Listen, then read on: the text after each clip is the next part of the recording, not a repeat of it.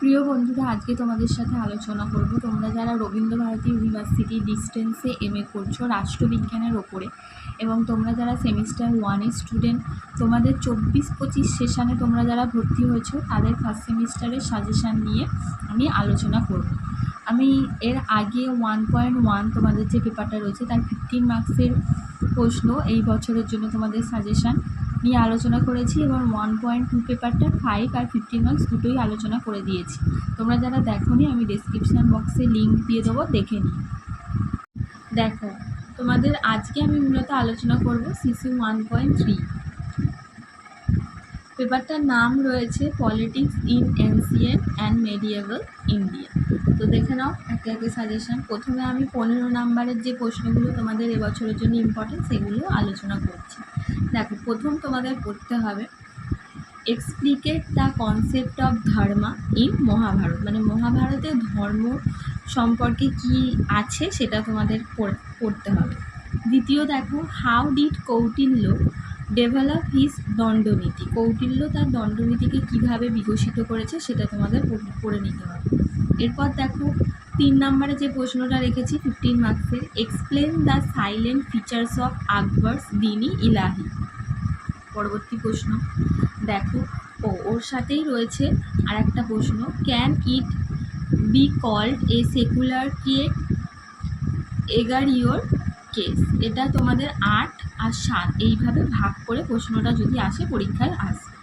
দেখো, তার পরবর্তী প্রশ্ন তোমাদের পড়ে নিতে হবে, do you agree that despotic monarchial absolutism the Mughal emperor were decided to accountable and responsible government, discuss ফুলি।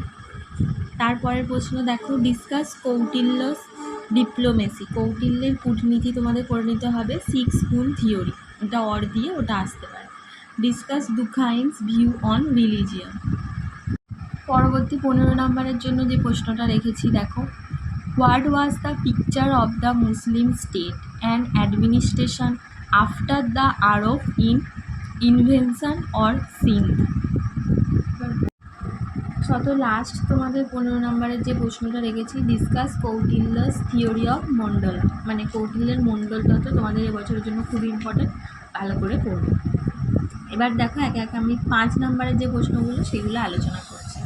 প্রথমে তোমাদের পড়ে নিতে হবে explicate to principal tenets of the varna system in the Vedic age. তার পরবর্তী দেখো, briefly state the relation between religion and state in ancient India.